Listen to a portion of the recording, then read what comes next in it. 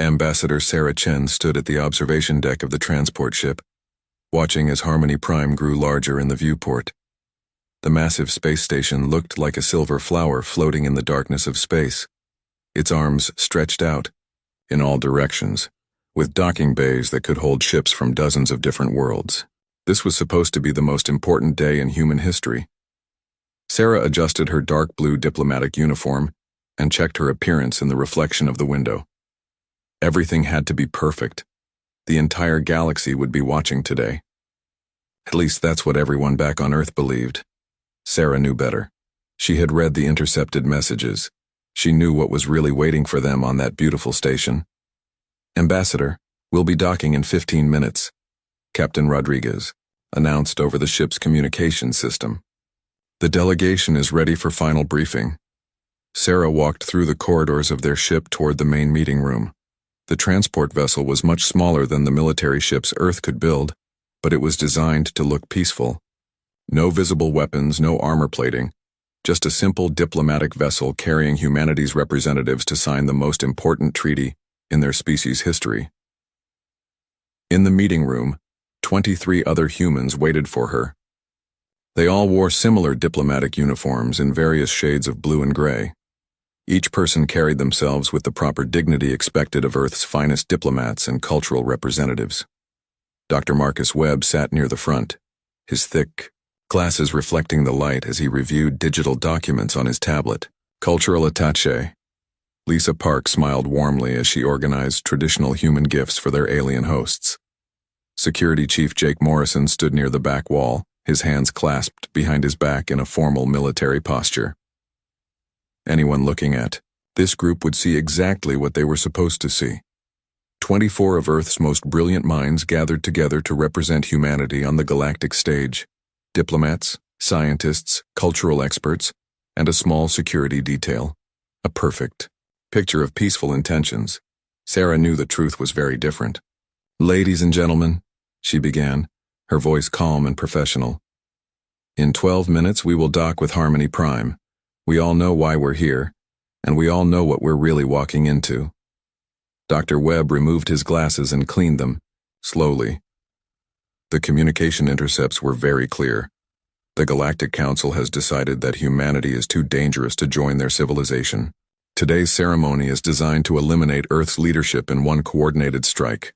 Lisa Park continued to smile, but her eyes became cold and calculating. The Zephyrians believe their crystalline forms make them superior to organic life. The collective thinks their hive mind gives them perfect coordination. The Vortek assume their military tradition makes them unbeatable in combat. Jake Morrison stepped forward slightly. "They're all wrong. They think because we're new to space travel that we're primitive. They think because we smile and shake hands that we're weak. They think because we want peace that we can't fight." Sarah nodded. "Every person in this room has trained for this exact scenario for the past 18 months. We knew this day would come. We knew they would try to eliminate us before we could become a threat to their control of the galaxy." The ship shuddered slightly as it approached the docking bay. Through the small windows they could see the interior of Harmony Prime. The station was enormous, with corridors that stretched for kilometers in every direction. Artificial gravity kept everything properly oriented, and the air would be breathable for most species in the galaxy. "Final equipment check," Sarah ordered. Each person in the room began their preparation routine. Dr. Webb's briefcase looked like it contained simple research documents and cultural data about Earth. Hidden inside were components that would assemble into something very different when the time came. His thick glasses contained sophisticated sensors that could detect energy signatures and structural weak points throughout the station. Lisa Park's ceremonial jewelry appeared to be traditional human craftsmanship, representing the peaceful nature of Earth culture. The necklace alone contained enough concentrated energy to cut through 3 meters of reinforced steel. Her earrings were tiny communication devices that could transmit through any known jamming technology. Jake Morrison's formal security uniform looked appropriate for a diplomatic mission. The fabric contained thousands of nanoscale armor plates that could deflect most energy weapons. His ceremonial sword was actually a high-frequency vibration blade, capable of cutting through virtually any material in the galaxy. Every person in the room carried similar hidden equipment, weapons disguised as diplomatic gifts, armor woven into formal clothing, communication devices built into jewelry and accessories, scanning equipment hidden in personal items, medical supplies that could counteract most known alien toxins and biological weapons. But the most important equipment they carried was their training. Every person in this room was a veteran of Earth's most elite military units. They had trained in zero-gravity combat, hostile environment survival, and fighting against multiple alien species. They could operate as diplomats when necessary, but they were soldiers first. Docking in 3 minutes, Captain Rodriguez announced. Sarah walked to the center of the room. Remember, they expect us to be naive and helpless. They think humans are too trusting and peaceful to survive in their galaxy. Let them believe that for as long as possible. Dr. Webb put his glasses back on and smiled. It will be interesting to see their faces when they realize their mistake. The ship connected to the docking bay with a soft thud. Mechanical systems engaged, creating an airtight seal between the human vessel and the alien station. Atmospheric readings showed that the air inside Harmony Prime was safe for humans to breathe, exactly as promised. Delegation, prepare for departure, Jake Morrison announced in his official security voice. Sarah led the group toward the airlock. Each person fell into their assigned position, creating the perfect image of a peaceful diplomatic mission. Sarah walked with the confidence of someone representing her entire species. Dr. Webb carried his briefcase and looked around with the curiosity of a scientist seeing alien technology for the first time. Lisa Park smiled warmly and held a container of traditional human gifts. The airlock opened and they stepped onto Harmony Prime. The reception area was magnificent. The ceiling stretched high above them, with windows that showed the stars beyond. Alien architecture created sweeping curves and elegant lines that no human building could match. The floor was made of some kind of crystal that seemed to glow with its own internal light. 3 groups of aliens waited to greet them. The Zephyrians stood to the right, their crystalline bodies reflecting light in beautiful patterns. They were tall and elegant, with forms that looked like living sculptures made of clear and colored glass. Their leader, Council Member Veltar, stepped forward with movements that seemed to flow like water. The collective representatives waited in the center. They looked like humans in basic shape, but their skin had a metallic sheen, and their eyes glowed with a soft blue light. They moved in perfect coordination, each member knowing exactly what the others would do before they did it. Their spokesperson, Unit 7 Prime, watched the humans with mechanical precision. The Vortak delegation occupied the left side of the reception area. They were large and muscular, with thick gray skin and prominent bone ridges along their skulls. They wore military uniforms decorated with medals and honors from countless battles. War Leader Thakmor stood with his arms crossed, studying the humans like a predator evaluating prey. "Welcome to Harmony Prime," Veltar said, his voice sounding like musical chimes. "We are honored to witness this historic moment when humanity joins the galactic community."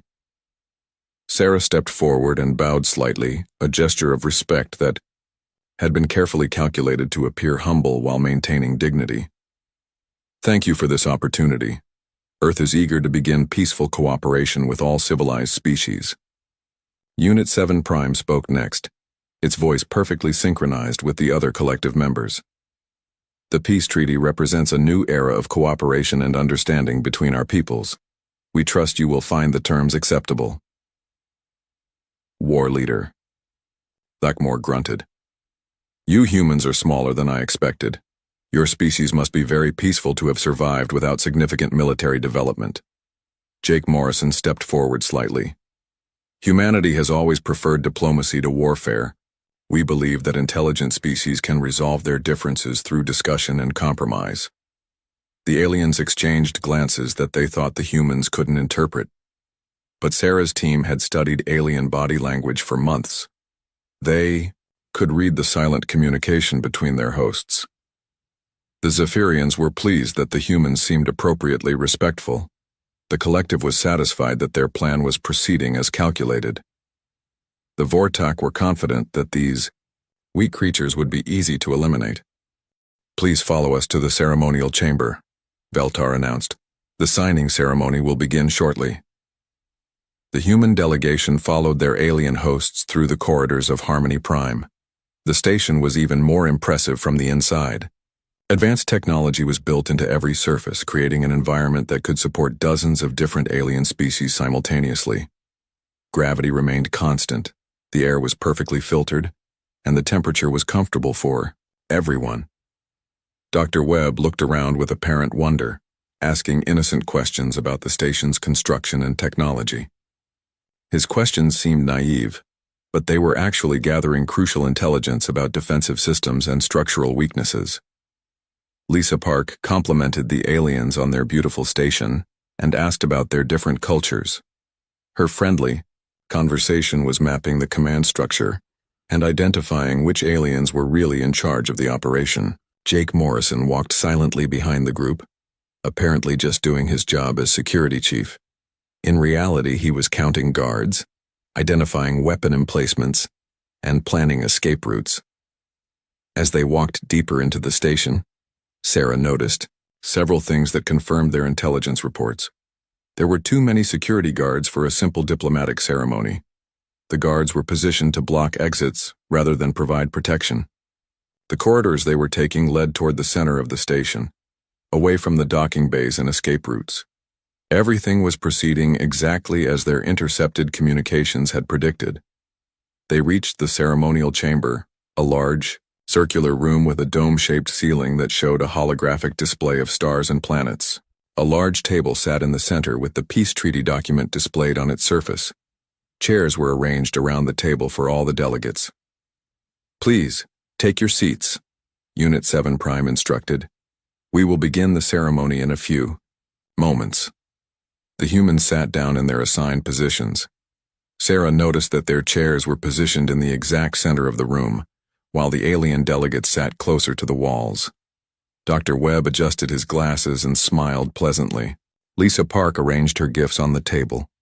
Jake Morrison stood behind Sarah's chair in the traditional position for a security escort. Veltar activated a holographic display that showed the text of the peace treaty. "This document represents months of careful negotiation between our species. It establishes the framework for peaceful cooperation and mutual benefit." Sarah read through the treaty text, knowing that most of it was meaningless. The real purpose of this meeting had nothing to do with diplomacy or cooperation. But she maintained her diplomatic expression and nodded appropriately at key points. "The treaty seems comprehensive and fair," she said. "Earth is ready to sign and begin this new relationship." War Leader Thakmor stood up. "Before we proceed, there is one final matter to address. Our security protocols require that all weapons be secured before the signing ceremony begins." Jake Morrison looked surprised. "Of course, I carry only a ceremonial sword as befits my position. It represents honor and tradition rather than any threat." "We appreciate your cooperation," Thakmor replied. "However, our scans indicate that your delegation carries several items that could potentially be used as weapons." Sarah felt her heart rate increase slightly, but she kept her expression calm. "I'm afraid I don't understand. We carry only traditional diplomatic gifts and cultural items. The aliens were making their move earlier than expected, but the human team was ready." Veltar's crystalline form began to glow more brightly. "Perhaps there has been a misunderstanding. We simply want to ensure everyone's safety during this historic ceremony." Unit 7 Prime's eyes flickered. "Our scans are quite thorough. We can detect even the smallest potentially dangerous items." Sarah stood up slowly, her hands visible and empty. "Gentlemen, I assure you that Earth's delegation carries nothing that could threaten this ceremony or anyone present. We came here, in good faith, to sign a peace treaty." She looked directly at each alien leader in turn. "Unless, of course, you believe there is some reason why we might need protection." The moment of truth had arrived. The aliens had to decide whether to continue the pretense or reveal their true intentions. Sarah could see the calculation in their eyes as they realized the humans might not be as naive as they had hoped. But they had come too far to turn back. "Now," War Leader Thakmor stepped forward. "I'm afraid there has been a change of plans." The ceremonial chamber fell silent as War Leader Thakmor's words hung in the air. Sarah Chen maintained her diplomatic composure, but every muscle in her body was ready for action. Around the table, her team continued to play their roles perfectly, even as the situation began to spiral toward violence. "Change of plans?" Dr. Webb asked, adjusting his glasses with what appeared to be nervous energy. "I'm afraid I don't understand. Has there been some problem with the treaty negotiations?" Veltar's crystalline form pulsed with a cold blue light. "Dr. Webb, your species has been under observation for much longer than you realize.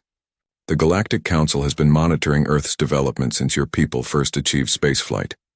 Unit 7 Prime stepped closer to the table, its metallic features reflecting the holographic display of the treaty. "Our analysis indicates that humanity possesses certain characteristics that make integration into galactic civilization problematic." Sarah felt a chill run down her spine, but not from fear. This was exactly what their intelligence had predicted. The aliens were about to reveal their true purpose. "What characteristics are those?" she asked, keeping her voice steady and professional.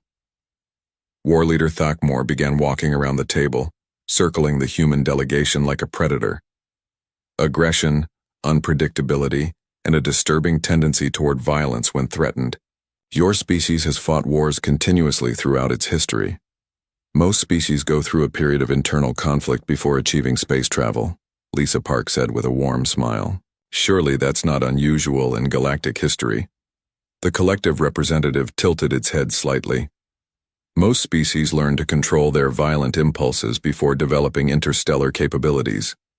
Humanity has done the opposite. Your weapons, technology has advanced faster than your social development." Dr. Webb leaned forward with apparent interest. "That's a fascinating observation. Could you provide specific examples of how our development differs from other species?" Veltar moved to a control panel near the wall. "Humans have developed over 400 different ways to kill members of their own species. You have created weapons capable of destroying entire planets. Most disturbing of all, you continue to improve these weapons even during periods of peace." Sarah could see where this conversation was heading. The aliens had clearly spent considerable time studying humanity, but they had reached completely wrong conclusions about what they had observed.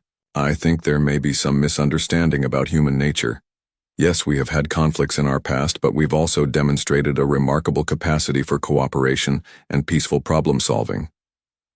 War Leader Thakmor stopped directly behind Jake Morrison's chair.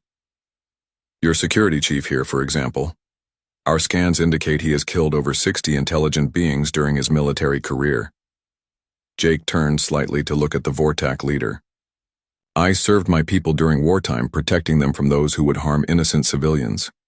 Every action I took was in defense of others." "Precisely our point," Unit 7 Prime said. "Humans view violence as an acceptable solution to problems. This makes your species incompatible with civilized galactic society." The aliens were making a fundamental error in their analysis, Sarah realized. They saw humanity's capacity for violence as a character flaw, when in reality it was one of their greatest strengths. The ability to fight when necessary had allowed humans to survive and thrive in a hostile universe. "So what exactly are you proposing?" Sarah asked.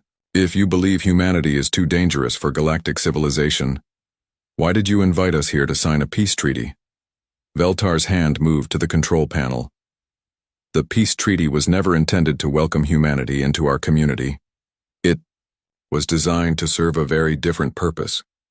The lights in the ceremonial chamber suddenly changed from warm white to harsh red. Warning alarms began sounding throughout the station. The holographic display of stars and planets disappeared, replaced by tactical readouts and weapon status indicators. "Security lockdown initiated," an automated voice announced. "All personnel remain in designated areas until further notice." Sarah felt the floor vibrate slightly as massive blast doors sealed the entrances to the chamber. The elegant ceremonial room had just become a prison, but she continued to maintain her diplomatic facade. "This seems like an extreme response to a simple misunderstanding. Surely we can discuss any concerns you have about humanity in a more civilized manner, War Leader." Thakmor laughed, a harsh sound that echoed off the chamber walls. "There will be no discussion. The Galactic Council has already reached its decision. Humanity will not be permitted to spread beyond your home system. You're planning to destroy Earth, Dr. Webb said quietly. It wasn't a question. Unit 7 Prime nodded. Your home planet will be rendered uninhabitable. Your colonies will be eliminated. Your species will become extinct within the next few hours. Lisa Park's smile finally faded. And you brought us here to watch it happen. Veltar activated another control. The chamber's dome ceiling became transparent, revealing the space around Harmony Prime. Hundreds of alien warships hung in the darkness, their weapon systems already charging for an attack on Earth. We wanted your leaders to understand why this action was necessary, the Zephyrian explained. Your people need to know that their extinction is not the result of random cruelty, but a carefully considered decision made for the greater good of all civilized species. Jake Morrison stood up slowly, his hand moving instinctively toward his ceremonial sword. Immediately, dozens of weapon targeting systems activated throughout the chamber, all focused on the human delegation. I wouldn't recommend any sudden movements, War Leader Thakmor warned. This chamber is equipped with automated defense systems that will respond to any perceived threat. Sarah looked around the room, taking inventory of their situation. They were trapped in a sealed chamber, surrounded by hostile aliens, with enough firepower pointed at them to reduce their entire delegation to atoms. By any reasonable military assessment, their position was hopeless, which was exactly how they had planned it. Before you proceed with this genocide, Sarah said calmly, I'm curious about one thing. How long have you been planning this operation? Veltar seemed pleased to explain their carefully crafted strategy. The initial decision was made 18 months ago, shortly after we detected your first attempts at faster-than-light communication. We realized that any species capable of developing such technology so quickly would eventually become a threat to galactic stability. The coordination required considerable effort, Unit 7 Prime added. 3 major galactic powers working together toward a common goal is unprecedented in our history. War Leader Thakmor gestured toward the fleet visible through the dome. We assembled the largest combined military force in galactic history, over 3,000 ships, representing the finest technology from all our civilizations. Dr. Webb nodded thoughtfully. Impressive. You've clearly put a great deal of planning into this operation. Every detail has been considered, Veltar confirmed. We even studied your diplomatic protocols to ensure this meeting would proceed exactly as expected. Humans are remarkably predictable once you understand their basic psychological patterns. Sarah felt a smile tugging at the corners of her mouth. Predictable? Yes, I suppose we are. The artificial gravity in the chamber suddenly shifted, becoming noticeably heavier. The aliens had activated the station's gravity manipulation systems, designed to make it difficult for the humans to move quickly or coordinate any resistance efforts. This is a gravity level approximately 3 times what your species evolved under, War Leader Thakmor explained. It should be sufficient to incapacitate you without causing immediate death. We want you to remain conscious to witness the destruction of your homeworld. Lisa Park struggled to remain upright under the increased gravitational force. How thoughtful of you to provide such considerate accommodations for your prisoners. The air circulation system began introducing a subtle chemical agent into the chamber's atmosphere. It was designed to gradually weaken the humans without killing them outright. Another refinement to ensure they could observe their species' extinction, while being unable to take any action to prevent it. You aliens certainly know how to throw a party, Jake Morrison commented, his breathing becoming slightly labored from the combination of heavy gravity and toxic atmosphere. Unit 7 Prime's eyes flickered with what might have been amusement. We found that humans have a tendency toward sarcasm and humor even in hopeless situations. This psychological trait was noted in our behavioral analysis. Dr. Webb coughed slightly as the chemical agents began affecting his respiratory system. I have to admit, this is all very thorough. You've clearly anticipated every possible human response to this situation. Almost every response, Sarah said softly. Veltar leaned forward. What did you say? Sarah looked directly at the Zephyrian leader, and for the first time since entering the chamber, She allowed her true expression to show. Gone was the diplomatic smile and respectful demeanor. In its place was something cold and calculating that made the crystalline alien take a step backward. I said you've anticipated almost every possible human response, but not all of them. War Leader Thakmor moved closer to the human delegation. Explain. You studied our history, our psychology, our technology, and our diplomatic protocols. You identified our tendency toward violence and our unpredictable nature. You even predicted that we would attempt to bring weapons to a peace treaty. Sarah's voice remained calm and steady despite the toxic atmosphere and crushing gravity. All correct assessments, Unit 7 Prime confirmed. But you made one critical error in your analysis, Dr. Webb said, his voice becoming stronger rather, then weaker despite the hostile environment. Impossible, Veltar stated. Our intelligence gathering was exhaustive. We monitored your communications, studied your military capabilities, and analyzed your cultural patterns for over a year. Lisa Park's warm smile returned, but now it carried an edge that none of the aliens had seen before. You assumed that because we came here knowing it was a trap, we must be either incredibly naive or completely desperate. Jake Morrison straightened, up under the heavy gravity as if it were having no effect on him at all. You never considered a third possibility. Which is? War Leader Thakmor demanded. Sarah stood up from her chair, moving with perfect ease despite the gravitational force that should have been crushing her. The toxic atmosphere that should have been weakening her seemed to be having no effect whatsoever. That we came here, knowing it was a trap, knowing you planned to kill us, knowing you intended to destroy Earth, and we came anyway because we wanted to be here. The aliens exchanged uncertain glances. This was not proceeding according to their carefully calculated plan. That's impossible, Veltar said. No species would willingly walk into their own extinction. Dr. Webb removed his glasses and cleaned them carefully, his movements casual and relaxed. You're absolutely right. No species would willingly walk into their own extinction. He put his glasses back on and looked directly at the alien leaders. But we're not walking into our extinction. We're walking into yours. Unit 7 Prime's eyes flickered rapidly as it processed this unexpected statement. Clarification requested. You are outnumbered 3,000 to 1. You are trapped in a sealed chamber with no weapons. Your entire species faces imminent destruction. Lisa Park laughed, a sound that somehow seemed more threatening than any weapon. Oh, we have weapons.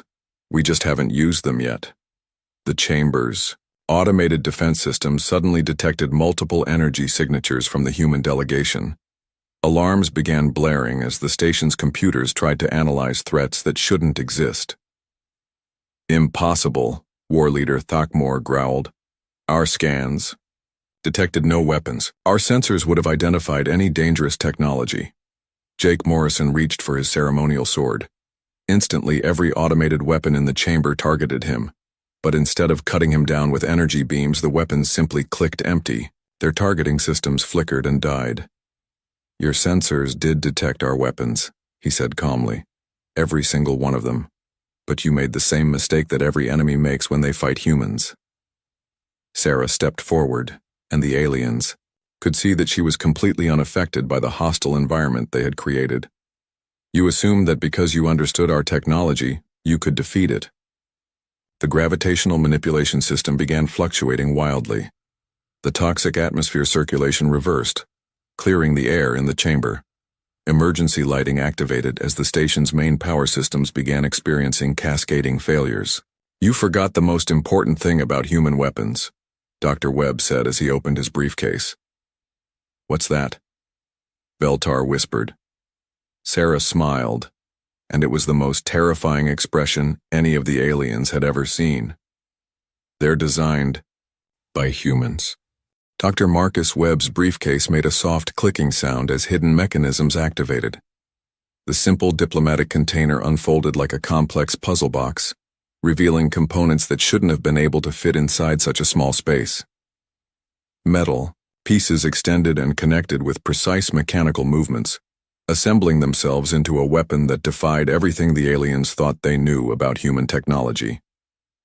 Dimensional compression storage, Dr. Webb explained conversationally. as his briefcase transformed into a sleek plasma rifle. "We've been working on it for about 6 months now. Amazing what you can accomplish when your entire species is motivated by the knowledge that someone is planning to kill them." War leader Thakmor stepped backward, his massive frame suddenly seeming small and vulnerable. "That's impossible. Our intelligence reports indicated that humans haven't developed dimensional manipulation technology." Sarah Chen's diplomatic uniform began to shimmer and shift as hidden nano-components activated. The fabric hardened into form-fitting armor that covered her entire body, while heads-up displays activated in her eyes and targeting systems came online. "Your intelligence reports were absolutely correct," she said, her voice now carrying a slight electronic enhancement from the armor's communication systems. 6 months ago, humans had no dimensional manipulation technology, but you made a critical error in your planning." Lisa Park's ceremonial jewelry was glowing now, each piece transforming from simple cultural artifacts into sophisticated pieces of military equipment. Her necklace extended into a molecular disruptor that hummed with barely contained energy. Her earrings projected a holographic tactical display that showed the entire layout of Harmony Prime, including the positions of every alien guard and defensive system. "You gave us 18 months to prepare for this meeting," Lisa said sweetly. 18 months to develop new technology specifically designed to counter everything you might use against us. The automated defense systems in the chamber were sparking and smoking now, their targeting computers overwhelmed by sensor readings that made no sense. The weapons that should have been cutting down the human delegation were instead destroying themselves as their internal systems tried to process impossible data. Jake Morrison's ceremonial sword finished its transformation into a high-frequency vibration blade. The elegant ceremonial weapon now looked like something from humanity's darkest nightmares, designed specifically to cut through alien armor and defensive barriers.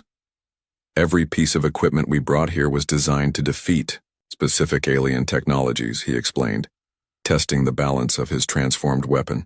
"Your crystal-based energy shields, your hive-mind communication networks, your quantum-locked armor systems. We studied them all." Unit 7 Prime's eyes were flickering rapidly now, trying to process information that contradicted every calculation it had made. This level of technological advancement should have been detected by our surveillance systems. Our monitoring of Earth communications showed no indication of such rapid development. Dr. Webb adjusted his glasses, which Sarah now realized were much more than simple vision correction devices. The lenses were scanning the aliens in the chamber, analyzing weak points and tactical opportunities with inhuman precision. "That's because we developed all of this technology using completely analog systems," he said. "No digital communications, no computer networks, no electronic signatures that your sensors could detect. Everything was designed and built using old-fashioned human ingenuity and physical engineering." The chamber's blast doors, which had sealed them inside this trap, began to groan and buckle. Hairline cracks appeared in the reinforced alien metal as something began cutting through from the outside. Veltar's crystalline form was pulsing with rapid, panicked light patterns. "There are no other humans on this station. Our security systems would have detected any additional personnel." "You're absolutely right," Sarah confirmed. "There are no other humans on this station." The blast doors exploded inward, revealing a smoking hole that had been cut through 3 meters of reinforced metal. But instead of rescue troops, a small mechanical device floated through the opening. It was roughly spherical, covered in sensors and manipulator arms, clearly of human construction. "Meet our new friends," Lisa Park said proudly. "Autonomous engineering drones. We launched about 200 of them from our ship the moment we docked." Jake Morrison's tactical display lit up with contact markers throughout the station. "They've been crawling through your maintenance shafts and service tunnels for the past 30 minutes, mapping your systems and identifying critical vulnerabilities." The little drone that had entered the chamber extended a communication antenna and projected a holographic message.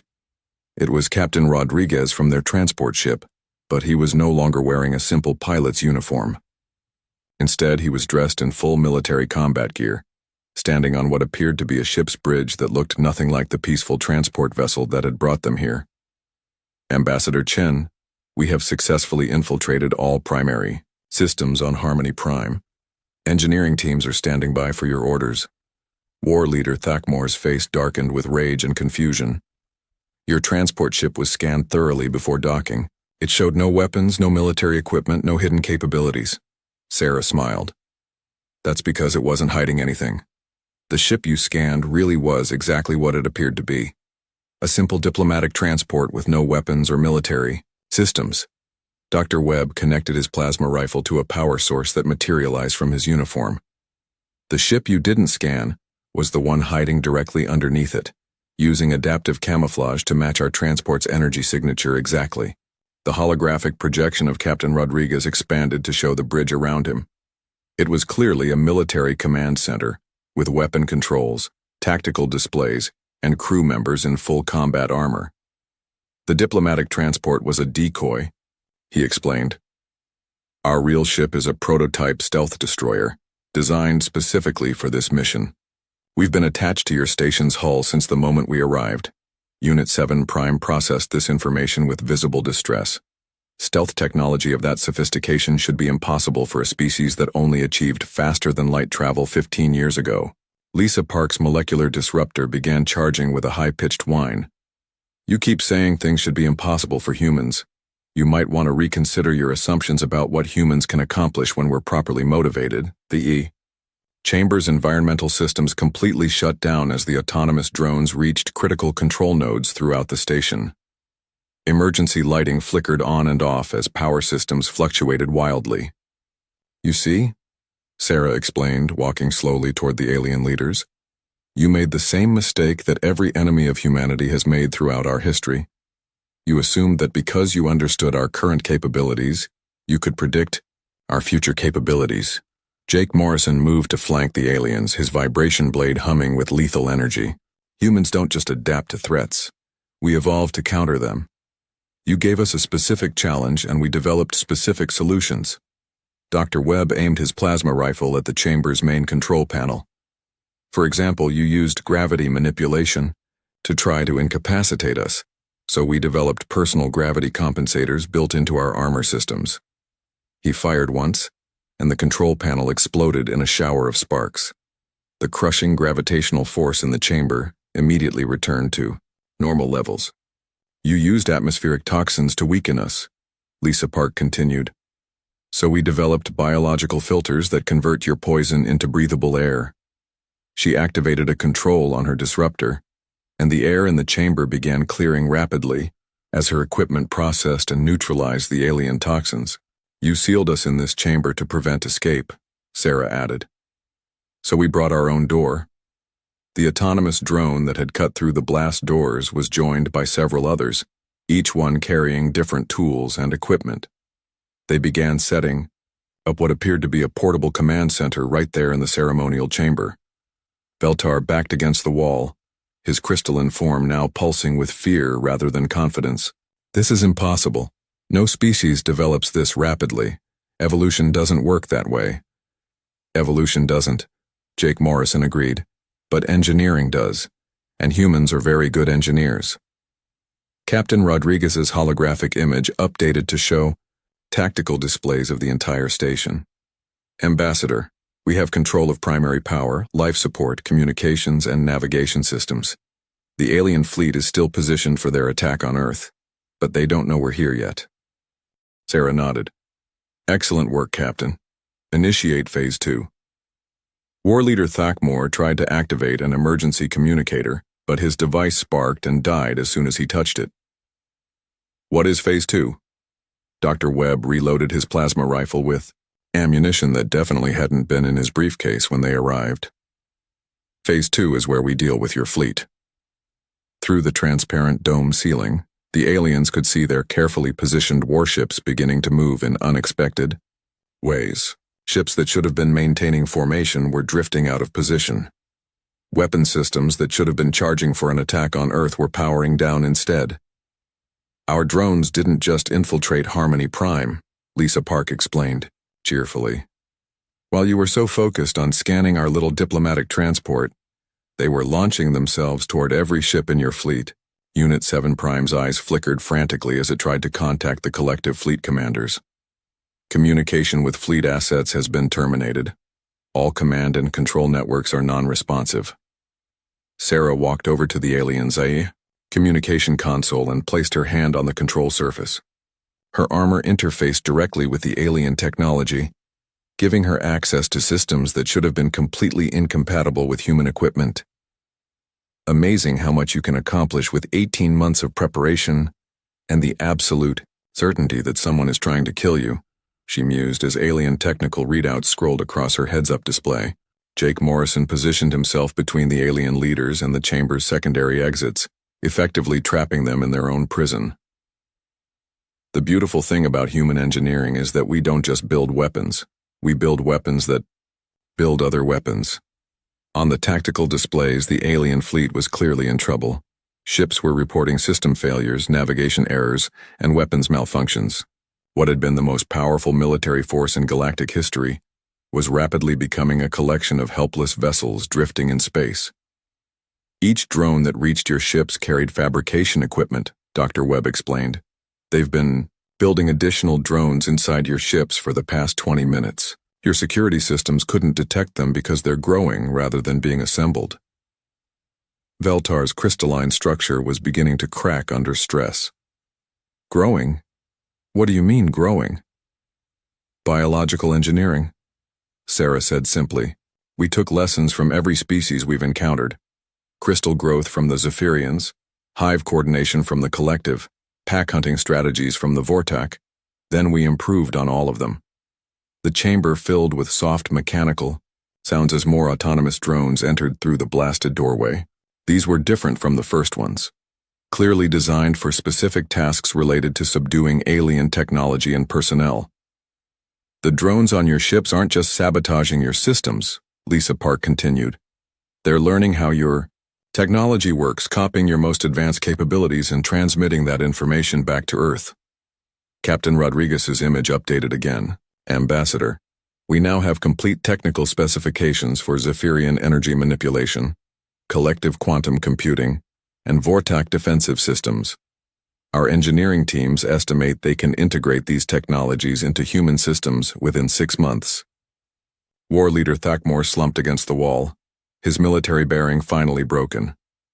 You're not just defeating us, you're stealing our technology. Jake Morrison nodded approvingly. Now you're starting to understand how humans actually work. Unit 7 Prime made one last attempt to contact its fleet. This cannot be happening. The Collective has planned for every possible scenario.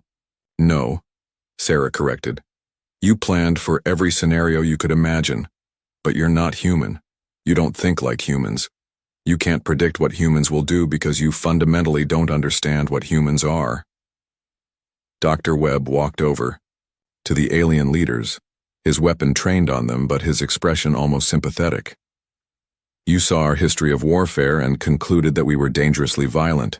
You were right about the dangerous part but wrong about the violence. We're not violent, Lisa Park explained. We're adaptive.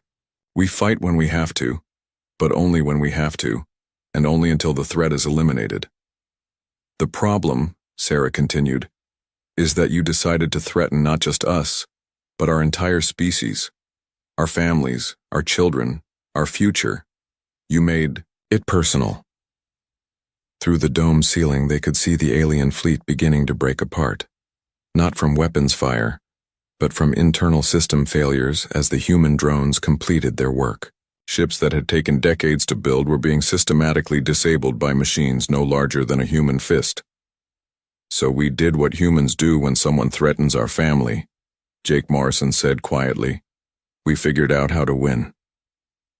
Veltar made a sound like breaking glass. This was supposed to be impossible. Our analysis showed that you couldn't possibly have developed these capabilities. Your analysis was correct, Sarah admitted. 6 months ago, this would have been impossible. But you forgot something important about humans. She gestured toward the tactical displays showing the destroyed alien fleet. We don't stay impossible for very long. The silence in the ceremonial chamber was broken only by the soft humming of human technology and the distant sounds of systems failing throughout Harmony Prime. The 3 alien leaders stood against the wall, their carefully planned trap having become their own prison. Sarah Chen studied the tactical displays with professional interest, watching as the largest military fleet in galactic history was systematically disabled by machines small enough to fit in her pocket.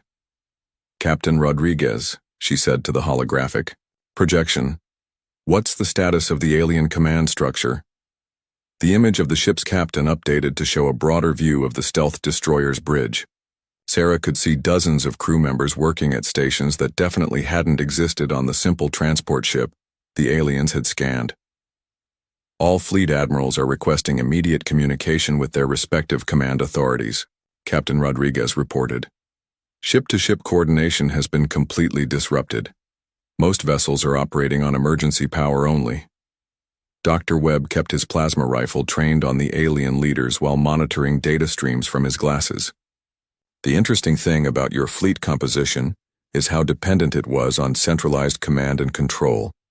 Very efficient for coordinated attacks, but remarkably vulnerable to systemic disruption." War Leader Thakmor tried once more to activate his personal communicator, but the device remained dead. "How did you penetrate our quantum encrypted communications?" "That technology has never been compromised." Lisa Park smiled brightly, her molecular disruptor still humming with contained energy. "We didn't penetrate your communications, we replaced them." She gestured to one of the autonomous drones, which projected a holographic display showing the interior of a Vortak battleship. Human-designed organisms were visible throughout the ship's corridors, resembling a cross between mechanical devices and living creatures. "Our biological drones didn't just disable your systems," she explained. "They integrated with them. Your ships are still receiving communications, but now those communications are coming from us instead of your fleet commanders." Unit 7 Prime's eyes flickered rapidly as it processed this information. Biological technology integration should be impossible without detailed knowledge of our biomechanical interfaces. Jake Morrison adjusted his grip on his vibration blade. "You spent 18 months studying humanity. Did you really think we weren't studying you at the same time?" Sarah walked over to the chamber's main communication console, her armor interfacing seamlessly with the alien technology. "Every diplomatic contact, every cultural exchange, every piece of information you shared about your civilizations, we analyzed all of it." The tactical display expanded to show not just Harmony Prime and the surrounding fleet, but star maps covering dozens of star systems. Red markers indicated Zephyrian worlds, blue showed collective territories, and gray marked Vortak military installations. "We know the location of every major military base, every shipyard, every command center in your territories," Dr. Webb said conversationally. "Our drones have been busy while we've been talking." Beltar's crystalline form was now shot through with stress fractures. "That's impossible. You've been here for less than an hour." "Our drones have been active for much longer than that," Sarah corrected. "We launched the first wave the moment our intelligence services intercepted your communications about this meeting. They've had 6 weeks to reach your home systems." Captain Rodriguez's holographic image updated to show a galaxy-wide tactical map. Thousands of tiny contacts were visible throughout alien space, each one representing a human drone that had infiltrated critical infrastructure. "The beautiful thing about biological engineering," Lisa Park continued, "is that it's self-replicating. Each drone that reaches a target can produce dozens more using local materials." War Leader Thakmor's military bearing finally cracked completely. "You're talking about an invasion force of trillions of microscopic weapons." "Not weapons, Jake," Morrison corrected. "Tools. The question is what we choose to do with them." Sarah turned away from the communication console to face the alien leaders directly. "That brings us to an interesting point. You brought us here planning to commit genocide against humanity. You assembled the largest fleet in galactic history to destroy our homeworld and eliminate our species." Unit 7 Prime's metallic features showed no emotion, but its voice carried a note of uncertainty. "Our analysis indicated that humanity posed an unacceptable threat to galactic stability." "Your analysis was wrong," Dr. Webb said simply. "Humans aren't a threat to galactic stability. We're a threat to galactic stagnation." The holographic displays around the chamber shifted to show historical data about the three alien civilizations, population figures, technological development rates, territorial expansion patterns, and military conflicts over the past 1,000 years. The Zephyrians achieved interstellar flight 8,000 years ago, Sarah read from the data. Since then, your technology has advanced approximately 12%. Your population has grown by less than 5%. Your territory has expanded to include exactly 4 additional star systems. Veltar's light patterns shifted to what Sarah now recognized as defensive anger. The Zephyrian civilization values stability and perfection. We do not pursue change for its own sake. The collective has existed for 4,000 years, Lisa Park continued. In that time, you've achieved perfect unity of thought and purpose. You've also stopped innovating entirely. Every collective world is identical to every other collective world. Unit 7 Prime's response was predictably mechanical. Uniformity eliminates conflict and inefficiency. The collective has achieved optimal resource allocation and social harmony. Jake Morrison gestured toward the Vortak leader. The Vortak have been fighting the same 3 border conflicts for over 2 millennia. Your military tactics haven't changed in 1,500 years. Your weapons technology is essentially identical to what your ancestors used 1,000 years ago. War leader. Thakmor's face darkened. Vortak military doctrine has been perfected through centuries of combat experience. Change would only introduce weakness and uncertainty. Sarah walked slowly around the chamber, her armor's sensors continuing to analyze the alien technology and the tactical situation. 3 civilizations, each one representing thousands of years of stagnation. Perfect in your own minds, but completely incapable of growth or adaptation. Dr. Webb lowered his plasma rifle slightly, though he kept it ready for immediate use.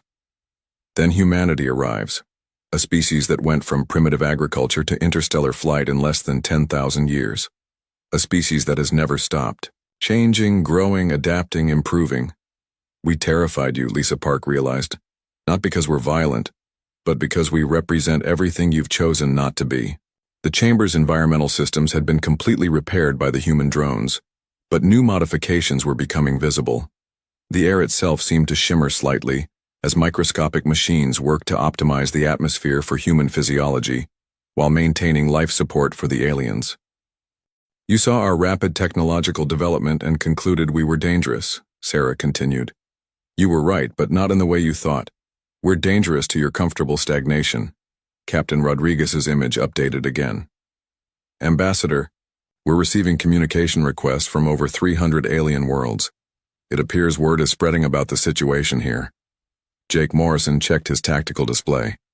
Are they sending reinforcements? Negative. They're requesting diplomatic contact with Earth. It seems that several younger alien civilizations are very interested in humanity's rapid development capabilities. Unit 7 Prime processed this information with obvious distress. Impossible. The Galactic Council maintains strict oversight of all interspecies contact. The Galactic Council, Sarah said with a slight smile, appears to be having some technical difficulties at the moment. The holographic displays shifted to show the Council's main headquarters, a massive space station in a neutral star system. Human drones were visible throughout the facility, and alien officials were clearly struggling with widespread system failures. You see, Dr. Webb explained. While you were planning to eliminate humanity's leadership, we were planning something more comprehensive. War leader Thakmor looked confused and defeated. What could be more comprehensive than genocide? Revolution, Lisa Park said cheerfully. The tactical displays expanded to show the entire galaxy. Hundreds of alien civilizations were marked on the map, but Sarah could see that many of them were not aligned with the 3 major powers. Smaller species, younger civilizations, worlds that had been suppressed or ignored by the established galactic order. The Galactic Council wasn't just planning to eliminate humanity, Sarah explained. You were planning to eliminate the idea of humanity, the possibility that a species could develop rapidly, could change and grow and become something greater than what they started as. Jake Morrison nodded approvingly. But ideas are harder to kill than people. Captain Rodriguez's holographic projection showed communication channels opening throughout the galaxy. Ambassador, we're now in contact with over 50 non-Council species. Many of them have been developing advanced technology in secret, afraid to reveal their capabilities because of Council restrictions. The Andromedans have developed faster-than-light communication that makes our systems look primitive, he continued. The Helix Consortium has created matter compilers that can build anything from raw atoms. The Wanderer Alliance has ships that can travel between galaxies. Veltar's crystalline structure was continuing to crack. This is impossible. The Council monitors all technological development. No species can advance without our knowledge.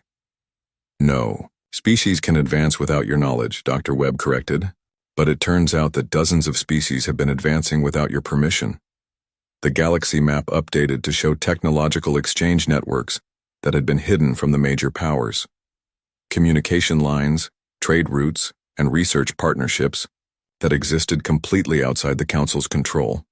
You created a galactic civilization based on stagnation and control, Sarah said. But you forgot that intelligence and curiosity are fundamental properties of life. You can suppress them for a while, but you can't eliminate them. Lisa Park's equipment detected new energy signatures approaching Harmony Prime. We have incoming ships, but they're not showing Council identification codes. Those would be our new friends, Jake Morrison explained.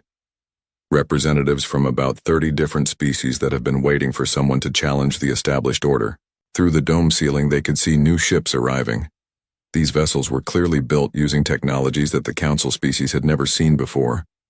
Sleek, efficient designs that made the massive alien battleships look clumsy and outdated. The revolution isn't just about humanity, Sarah realized. We were just the catalyst. Unit 7 Prime made one final attempt to contact collective leadership. The consequences of this disruption will be catastrophic. Galactic civilization requires order and stability. Galactic civilization requires growth and change, Dr. Webb countered. Order and stability are just tools to enable that growth. When they become obstacles instead, they need to be replaced. War Leader Thakmor looked around the chamber, taking in the advanced human technology, the tactical displays showing the disabled fleet, and the communication channels that were reshaping. Galactic politics in real time. What happens now? He asked quietly. Sarah Chen looked at the 3 alien leaders who had planned to commit genocide against her species. Leaders who represented thousands of years of technological and social stagnation. Leaders whose comfortable, controlled galaxy was being transformed by the very species they had tried to eliminate. Now, she said, we write a real peace treaty. 3 hours later, the ceremonial chamber on Harmony Prime looked very different. The blast doors had been completely removed, replaced by an open archway that allowed free movement between the chamber and the rest of the station. The intimidating weapon systems had been disabled and converted into communication arrays. Most importantly, the room was no longer a prison designed to hold humanity's leaders while their species was exterminated. Sarah Chen sat at the central table, no longer wearing her diplomatic uniform. Instead, she wore the practical gray and blue outfit of Earth's Interstellar Defense Corps, with rank insignia that clearly identified her as a military commander rather than a simple ambassador. Across from her sat representatives from over 40 different alien species, many of whom had never been permitted to participate in galactic politics before today. Dr. Webb worked at a portable workstation, his advanced glasses projecting holographic displays that showed technical specifications being shared between human and alien engineers. The plasma rifle had been disassembled and stored, but the components remained visible as a reminder of how quickly the situation had changed. Lisa Park moved between different groups of aliens, her molecular disruptor having been converted into a universal translator that could handle the complex linguistic variations of species the Galactic Council had never bothered to learn about. Her warm smile was genuine now, no longer hiding deadly intentions behind diplomatic courtesy. Jake Morrison stood near the main communication array, coordinating with security forces from dozens of different worlds. His vibration blade had been sheathed, but his tactical displays showed defensive positions throughout the galaxy as the new alliance established itself. The three former council leaders sat together at a smaller table, no longer in positions of authority, but still present, as representatives of their peoples. Their expressions showed a mixture of defeat, confusion, and grudging respect for what humanity had accomplished. The terms of the new treaty are actually quite simple, Sarah explained to the assembled delegates. No species has the right to determine the fate of another species. No government can restrict technological development or cultural exchange between consenting civilizations. No military force can be used to enforce stagnation or prevent legitimate growth. Veltar's crystalline form had been repaired by human, medical technology, but his light patterns remained subdued. These terms would fundamentally alter the structure of galactic civilization. The Council system has maintained peace for over 3,000 years. The Council system has maintained control for over 3,000 years, corrected Ambassador HFY of the Andromedan Republic. There's a significant difference between peace and suppression. The Andromedans were tall, slender beings with skin that seemed to contain swirling galaxies of light. They had developed in isolation beyond the galaxy's edge, creating technology that made even human innovations look primitive. Their faster-than-light communication systems had made today's coordination possible. Unit 7's mechanical voice carried a note of resignation. The collective calculates that resistance to these changes would result in the complete dissolution of our current governmental structure. That's the idea, agreed Captain Mordun of the Helix Consortium. Your governmental structure was designed to prevent exactly the kind of cooperation we're seeing today. The Helix species looked like living metal sculptures, their bodies composed of flowing silvery material that could reshape itself at will. They had spent centuries hiding their matter compilation technology from the Council, afraid of being labeled as too dangerous for galactic society. War leader Thakmor spoke with the exhausted voice of a soldier who had finally accepted defeat. The Vortak military acknowledges that our strategic assumptions were fundamentally flawed. We underestimated not only human capabilities, but the extent of technological development throughout the galaxy. Dr. Webb looked up from his workstation. That's the thing about technological suppression. It doesn't actually stop innovation. It just drives it underground and makes it more dangerous when it finally emerges. The holographic displays around the chamber showed a galaxy that looked nothing like the carefully controlled territories the Council had maintained. Communication networks spanned between previously isolated worlds. Research partnerships were forming between species that had never been allowed to contact each other. Trade agreements were being negotiated using technologies that officially didn't exist. The question now, Sarah continued, is whether the established powers want to be part of this new civilization or remain isolated in their stagnant territories. Admiral Vexathara of the Wanderer Alliance leaned forward with interest. We've been traveling between galaxies for over 1,000 years, documenting civilizations and technologies beyond anything the Council ever imagined. We'd be happy to share that knowledge with anyone interested in genuine progress. The Wanderers appeared to be made of living starlight, their forms shifting between solid matter and pure energy. They had developed transportation technology that could cross intergalactic distances in days rather than millennia. Jake Morrison updated his tactical displays. The immediate security situation is stable. The former Council fleets have been completely neutralized but without permanent damage. Most of the crews are requesting asylum with the Alliance worlds rather than returning to their home systems. Lisa. Park finished configuring the universal translator and returned to the main table. Cultural exchange protocols are being established as we speak. It turns out that most species have been suppressing artistic and intellectual development along with technological innovation. There's going to be an incredible renaissance once information starts flowing freely. Captain Rodriguez's holographic image appeared above the communication array. Ambassador, we're receiving requests for Earth citizenship from over 12 million individuals across 47 different worlds. It seems that humanity's reputation for adaptability and growth has spread quite rapidly. Sarah smiled. Tell them we'll be happy to discuss immigration policies once we establish proper diplomatic relations with their home governments. She turned back to the assembled delegates.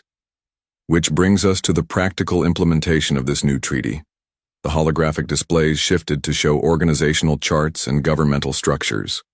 Instead of the rigid hierarchy the Council had maintained, the new alliance resembled a complex network with multiple centers of coordination and cooperation. Each species maintains complete sovereignty over their internal affairs, Sarah explained. But all species commit to open technological and cultural exchange with any other species that requests it. Veltar's light patterns brightened slightly. And if conflicts arise between species with very different values or goals, then we resolve them through negotiation, mediation, and compromise, answered Elder Thisara of the Quantum Collective. The same way intelligent beings have been resolving conflicts since the beginning of civilization. The Quantum Collective were beings of pure thought who existed in multiple dimensions simultaneously. They had been developing philosophical and mathematical concepts that could revolutionize understanding of reality itself, but the Council had forbidden them from sharing their insights. War leader Thakmor looked around the chamber at the dozens of species he had never known existed. What about military conflicts? There will inevitably be disputes that cannot be resolved peacefully. Jake Morrison gestured toward his tactical displays. Military action remains an option for legitimate self-defense, but any species that initiates aggressive action against another alliance member will face immediate response from the combined defense forces of all member worlds. Unit 7 Prime processed this information with visible calculation. A mutual defense pact covering 43 species with unknown technological capabilities. The strategic implications are comprehensive. That's the point, Dr. Webb said, as he shared technical specifications with a group of alien engineers. No single species, no matter how advanced, can threaten the alliance as a whole, but every species benefits from the combined knowledge and capabilities of all the others. The chamber filled with quiet conversation as representatives from different worlds began negotiating specific agreements. Research partnerships, trade deals, cultural exchanges, and defensive agreements were being formed between species that had been kept apart for millennia. Sarah walked over to where the 3 former council leaders sat together. You're welcome to join the alliance as equal members. Your peoples have valuable contributions to make, and their knowledge and experience would benefit everyone. Veltar looked up at her with genuine curiosity. After what we attempted to do, to your species you would trust us as allies? Trust has to be earned, Sarah admitted, but everyone deserves the opportunity to earn it. Unit 7 Prime's eyes flickered thoughtfully. The collective requires time to process these new parameters and adjust our social algorithms accordingly. Take all the time you need, Lisa Park said warmly. The alliance isn't going anywhere. War leader Thakmor stood up slowly. The Vortak will need to restructure our entire military doctrine. We've been preparing to fight wars of conquest and suppression. We have no experience with cooperative defense. Jake Morrison nodded respectfully. We'd be honored to help with that transition. Humans have considerable experience with changing military doctrines to meet new circumstances. Captain Rodriguez's image updated with new information. Ambassador, I'm receiving a priority communication from Earth. President Williams wants to address the alliance directly. Put her through, Sarah requested. The holographic display expanded to show President Williams in the Oval Office, but she was not alone. Behind her stood representatives from Earth's major nations, all wearing expressions of pride and determination. To our new friends throughout the galaxy, President Williams began, humanity is honored to be part of this historic alliance. We pledge to share our knowledge, our resources, and our commitment to growth and progress with all species, willing to join us in building a better future. She paused, looking directly at the camera. We also want to be very clear about one thing. The galaxy is big enough for everyone to grow and thrive, but it's not big enough for anyone to prevent others from growing and thriving. The alien delegates listened to this message with expressions ranging from hope to uncertainty to genuine excitement. The old galaxy is ending, President Williams continued. A galaxy of stagnation, control, and artificial limitations. The new galaxy is beginning today. A galaxy of cooperation, innovation, and unlimited potential. As the communication ended, Sarah looked around the chamber at the representatives of dozens of worlds. species that ranged from crystalline energy beings to mechanical collectives to living starlight. Each one represented thousands or millions of years of development, but also thousands or millions of years of suppressed potential. The peace treaty was supposed to be a trap, she said to the assembled delegates. It was designed to eliminate humanity before we could threaten the established order. She gestured toward the holographic displays showing the new alliance taking shape across the galaxy. But it turns out that the established order was the real trap. A trap that caught every species in stagnation and prevented the galaxy from reaching its true potential. Dr. Webb saved his work and looked up from his technical discussions. Today we spring that trap. Lisa Park smiled as she watched alien children from a dozen different species playing together in the station's observation areas, their different biologies and technologies combining in ways that created entirely new possibilities. Today, she agreed, the galaxy grows up. Jake Morrison's tactical displays showed defense fleets from 43 different worlds taking positions throughout Alliance space, not to threaten or control, but to protect the growth and development that was finally being allowed to flourish. And tomorrow, he added, we find out just how far that growth can take us. Sarah Chen looked out through the chamber's transparent dome at the stars beyond. Somewhere among those stars was Earth, the world that had been targeted for extinction, because its people refused to stop growing and changing. Now that same refusal to accept limitations was spreading throughout the galaxy, carried by species that had been waiting for millennia for the chance to reach their true potential. The peace treaty had indeed been a trap, but in the end, it had trapped the right targets. Humanity had brought their weapons to a peace treaty, not because they were violent, but because they understood that true peace could only exist between equals. And sometimes, equality had to be earned at gunpoint. Now the galaxy would learn what humans had always known. The only thing more dangerous than a species willing to fight for their freedom was a species willing to share that freedom with everyone else. The stars seemed a little brighter as the new alliance began its work.